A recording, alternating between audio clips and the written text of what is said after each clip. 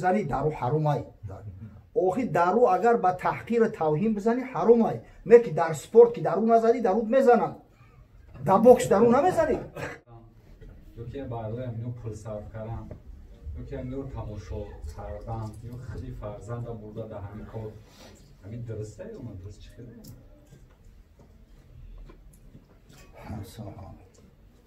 бой без правил як намуди спорт аст. агар ба шарте ки аму шартҳои қимор надошта бошад, яъне чизе ки ҳаромш мегардонад.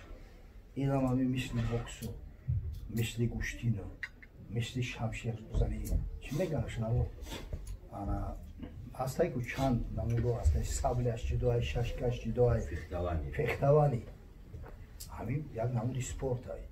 вақте ки спорти контакт мешид бихоҳӣ нахоҳӣ ӯ ҳатман имкон надорад ки бетравма шавад. ҳар чизе контакт мебошад. ҳамин гӯштинай травматический аст. мезанам по мешканам, сар маиб мешавад, сотрясение мегирам бисёрош. ҳолатҳое шидааст ки гардан шикастааст муғдиам. ҳар чизе бошад. хиёл мекунед аз сувори травма надорад, айворе аст мезанам маиб мешавад, чандин нафарон мурданд. ин боҳона шида наметавонад. вақте ки спорташ гуфтем, спорт ҳар чизе ки барои саломатии инсон муфид аст. инсона мақсад ки физически нагрузка метавад ки доим тондай тонусдай иншоалло ба хайр аст. ака як гап аст. ҳаминам хиёл мекунам ки падачкаи ҳамун касое ҳастанд ки ӯ қадар ба ҳамин ислом майл надоранд. бовар кунед ҳама ҳамис падачки яҳуд рафтаистад. чӣ ба ҳамин гап дар бораи ҳамин умуман набуд. ягон кас дар ҳамин мавзӯъ гап намезанад. то замоне ки ҳабиб чемпион нашидод, ҳабиб машҳур нашидод. мо дидам ки ин мардаки хуб дар байни ҳамун дар ҳамун чи сажда мекунад. худо якав ягона мегӯяд. мардак ҳамун ҳунар дорад, ҳамун ҳунарша дар ислом сарф кардааст. ҳамин сабабгори зиёд шудан истад ки мусулмонон шудааст. ин бетаъсир нест. ай мавъизаи мулоҳода балешикои ӯ ҳамеша зиёдтарак аст. ин агар дар маҷмӯъ бигирӣ ҳамаи ҳамин домлаҳо даъват шуясу фақат ин ҳамин як сухана даъвати Муҳаммад Али аст. миллионҳо нафара Муҳаммад Али сабабгор шуд ки дар Америка ислома қабул карданд. одамои оддӣ не, спортсменои калон, одамои машҳур, ҳар кадомаш дар соҳаи худаш авторитетанд. мепурсӣ ман соли 2009 дар Америка будам дидам воқеан. сабаби ислом қабул карданаш чӣ буд? мегӯям Муҳаммад Али. худои таоло ҳам мақсад ки ҳам ғайраташ дода буд, қувваташ дода буд, бо дар баробари ин калаи холӣ надошт. гапзан буд, гап мезад, дифоъ мекард аз динаш.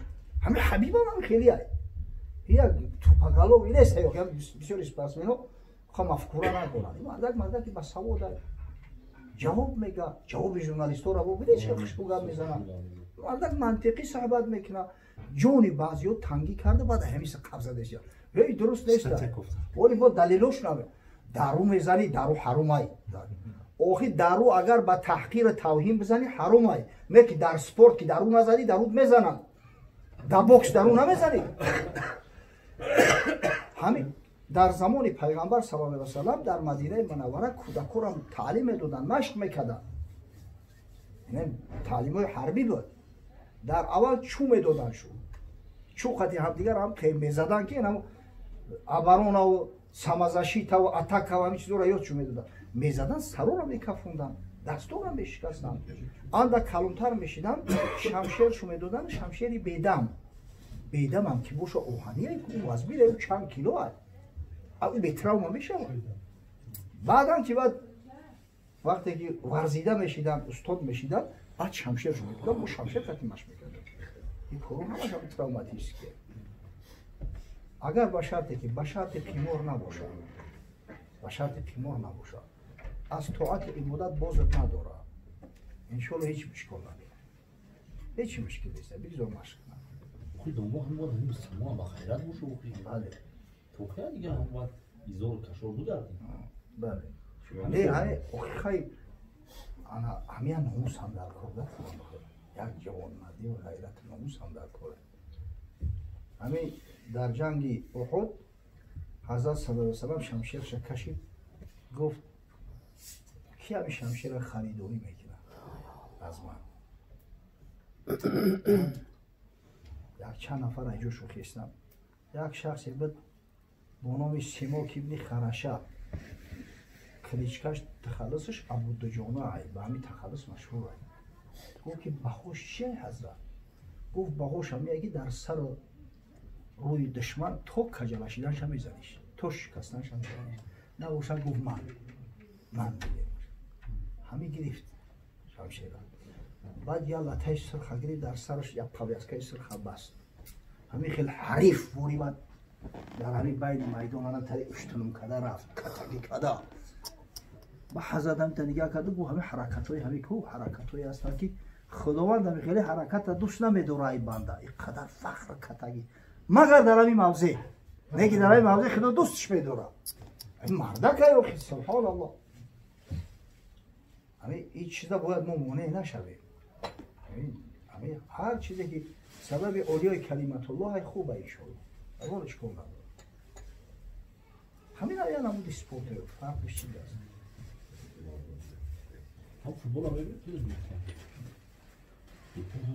اگر به شرطی که پول از جانب سپانسورا باشه از جانب شخص دیگه باشه هیچ مشکل نداره این همین حرام چیه؟ من ستفکوهایی که میکنن کو دیلی رو کار میکنن انا ای دقیقه انا ای اشتایخی انا همیش حرام ای برای شرط خوناره درست والکه اکر دنبلو همه آدم ها رو بخونه و در کرگن همی جوانای هستن که این بچه های 20 ساله 25 ساله سحر میشینن این سحر میگوین همون تریده همون چیزی بازی میکنن کو او در تنیس هم میکردن و در فوتبال هم میکردن رنگی همه کسر عینک همه رو میگه این گرد دارده این زاویسی مثل قیمور عینکاتی که سخته بسیار از مینه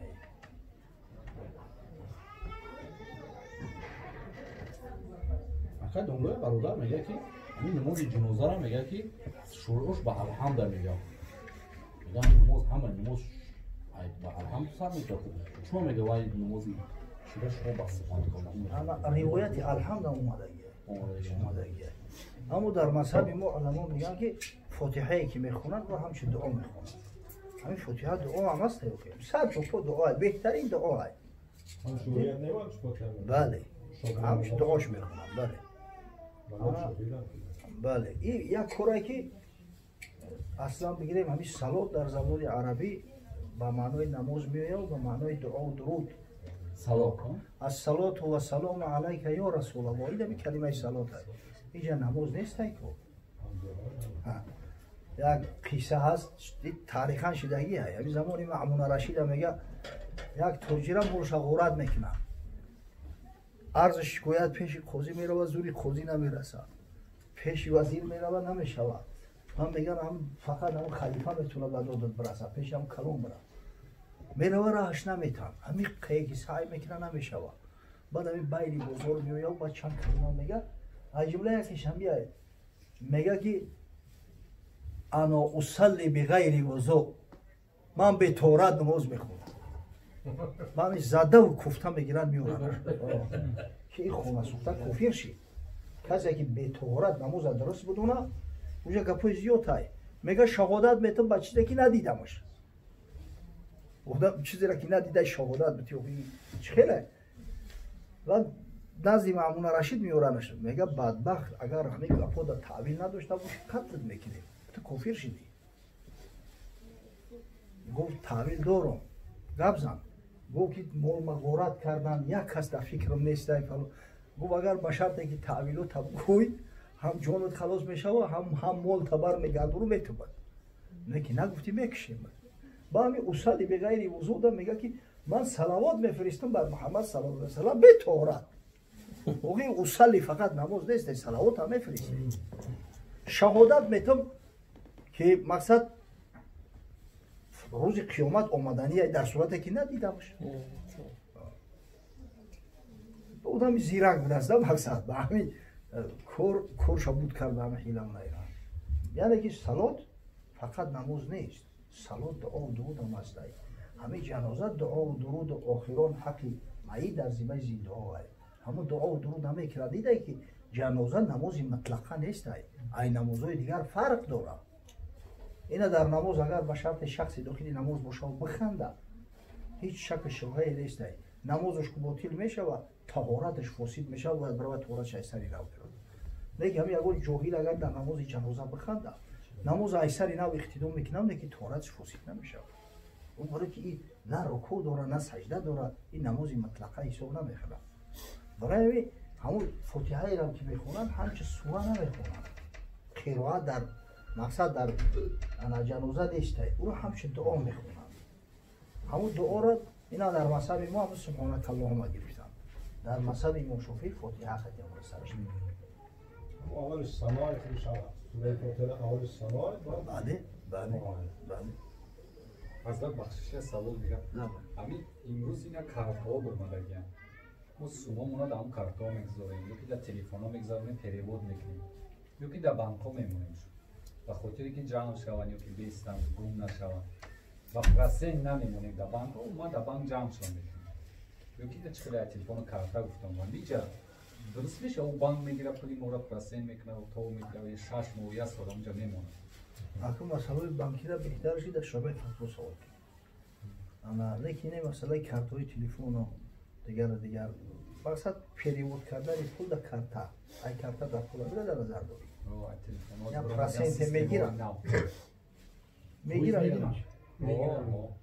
ӯ ҳаққи хизматша бо мегира. баъзе ҷо агар сум биспорӣ бо тара фоиз мекунӣ. агар телефонот баъзе компаниҳо ки мегӯяд ки бира ба ҳамин чиз харид кар, бо чанд фоиз ба ту бармегардад. масъалаи банкира хоҳишед ки мақсад ки ҳамун шурӯи уламо дар ҳавола кунанд.